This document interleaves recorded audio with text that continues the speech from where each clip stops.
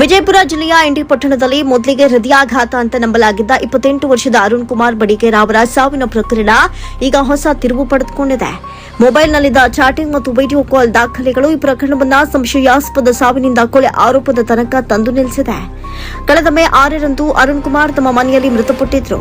ಪತ್ನಿ ಭಾಗ್ಯಶ್ರೀ ಇದು ಹೃದಯಾಘಾತ ಅಂತ ಹೇಳಿದ್ರಿಂದ ಯಾವುದೇ ವೈದ್ಯಕೀಯ ಪರೀಕ್ಷೆ ನಡೆಸದೆ ಕುಟುಂಬಸ್ಥರು ಅಂತ್ಯ ಸಂಸ್ಕಾರ ನೆರವೇರಿಸಿದ್ರು. ಆದರೆ ಕಾಲ ಕಳೆದಂತೆ ಭಾಗ್ಯಶ್ರೀಯ ವರ್ತನೆ ಕುಟುಂಬಸ್ಥರಲ್ಲಿ ಅನುಮಾನ ಮೂಡಿಸಿತ್ತು. ಆಕೆಯ ಮೊಬೈಲ್ ಪರಿಶೀಲಿಸಿದಾಗ ಚಾಟಿಂಗ್ ಹಾಗೂ ವಿಡಿಯೋ ಕಾಲ್ಗಳ ದಾಖಲೆಗಳು ಪತ್ತೆಯಾಗಿದ್ದು ಪ್ರಕರಣಕ್ಕೆ ಹೊಸ ಟ್ವಿಸ್ಟ್ ಸಿಕ್ಕಿದೆ. ಭಾಗ್ಯಶ್ರೀಗೆ ಕಾಲೇಜು ದಿನಗಳ ಸಹಪಾಠಿ ದೀಪಕ್ ನಾವಾದಿ ಎಂಬಾತನೊಂದಿಗೆ ಸಂಬಂಧವಿದ್ದು, ಇದೇ ಕಾರಣಕ್ಕೆ ಪತಿಗೆ ಊಟದಲ್ಲಿ ನಿದ್ರೆ ಮಾತ್ರೆ ನೀಡಿ ನಂತರ ಉಸಿರುಗಟ್ಟಿಸಿ ಕೊಲೆ ಮಾಡಲಾಗಿದೆ ಎಂಬ ಗಂಭೀರ ಆರೋಪ ಕೇಳಿಬಂದಿದೆ. ಈ ಮಾಹಿತಿ ಆಧಾರದ ಮೇಲೆ ಜುಲೈ 19ರಂದು ಇಂಡಿ ಪೊಲೀಸ್ ಠಾಣೆಯಲ್ಲಿ ದೂರು ದಾಖಲಾಗಿದ್ದು, ಪೊಲೀಸರು ಭಾಗ್ಯಶ್ರೀಯನ್ನು ವಶಕ್ಕೆ ಪಡೆದು ವಿಚಾರಣೆ ನಡೆಸುತ್ತಾ ಇದ್ದಾರೆ. ಪ್ರಕರಣದಲ್ಲಿ ಇನ್ನಷ್ಟು ಸಾಕ್ಷ್ಯಗಳನ್ನು ಸಂಗ್ರಹಿಸುವ ಕಾರ್ಯವೂ ಮುಂದುವರೆದಿದೆ. ಈ ಪ್ರಕರಣದ ಆರೋಪಗಳು ಇನ್ನೂ ತನಿಖೆಯ ಹಂತದಲ್ಲಿದ್ದು, ಅಂತಿಮ ಸತ್ಯ ಪೊಲೀಸ್ ತನಿಖೆ ಹಾಗೂ ನ್ಯಾಯಾಂಗ ಪ್ರಕ್ರಿಯೆಯ ಬಳಿಕವೇ ಸ್ಪಷ್ಟವಾಗಲಿದೆ. ಇದು ಕೇವಲ ಒಂದು ಸಾವು ಅಲ್ಲವೇ ಅಥವಾ ಮುಚ್ಚಿ ಹೋಗಿದ ರಹಸ್ಯದ ಅನಾವರಣವೇ?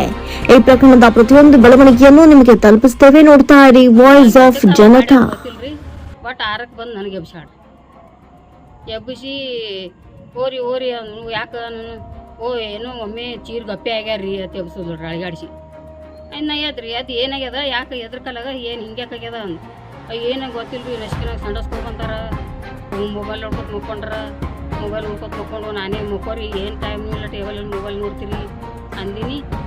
ಅವರು ಮುಕ್ಕೊಂಡ್ರು, ನಾನು ಮುಕ್ಕೊಂಡಿನ್ರಿ. ಆಯ್ತು ಅವರು ನಾನು ನಿದ್ದೆ ಎತ್ತಕತ್ತಿದ್ದು ಒಮ್ಮೆ ಚಾಟ್ನಿ ಚೀರ್ಯಾರ್ರಿ, ನಾ ಎದ್ದೀನಿ ಅಂತ ಹೇಳಿದೋಡ್ರಿ. ನಾನು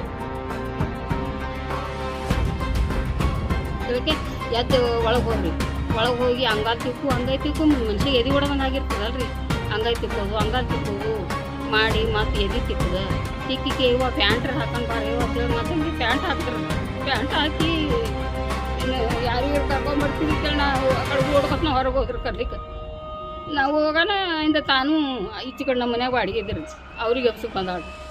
ಆಯ್ತು ಅವರು ಬರೋದಾಗ ನಾನು ಆ ಕಡೆ ಅವನು ಕರ್ಕೊಂಡ್ಬಂದ್ರಿ. ನಾನು ಬೇರೆದವ್ರಿಗೆ ನಾನು ಆಯ್ತು ಬಡ ಆಕೆ ಹಚ್ಚಿಕೊಂಡು ಇಚ್ಚಿಕೊಂಡು ಒಬ್ರು ಕಾಲು ಸೇರಿ ಪ್ಯಾಂಟ್ ಹಾಕಿದೇವ್ರಿ. ಆಯ್ತು ಅವ್ರು ಬಂದು ಅಂಗಿ ಹಾಕಿದ್ರಿ, ಹಂಗೆ ದವಾಖಾನಿಗೆ ತೊಗೊಂಡಿದ್ವಿ. ಒಂದು 4 ಹೆಜ್ಜೆ ತಿರ್ಗಾಡಿ ಬಂದೀನಿ ರೀ. ನಿತ್ಯ ಬಂತು ಹಂಗೆ ಮುಕ್ಕೊಂಡೆ ಬಿಟ್ಟಿನಿ ರೀ. ಆಕೆ ನಿದ್ದಿಗೆ ಹಾಕೊಳ್ಳೋ ಮತ್ತು ಯಾವ ಹಾಕೊಳ್ಳೋ ಗೊತ್ತಿರ್ಬೇಕು. ಅಂದ ನಾವು ಮುಂದೆ ಮಣ್ಣು ಕೊಟ್ಟು ಇದೆಲ್ಲ ನಮ್ದೆಲ್ಲ ದಿನ ಕಾರ್ಯ ಎಲ್ಲ ಮುಗಿಸ್ಕೊಂಡು ನಾವು ಊರಿಗೆ ಹೋಗಿ ಬಂದಿಂದ ನಮ್ಗೆ ಹಿಂಗೆ ಮೆಸೇಜ್ ಮಾಡ್ಯಾಳ ಈ ಪವಿತ್ರನ ಮೊಬೈಲೇ.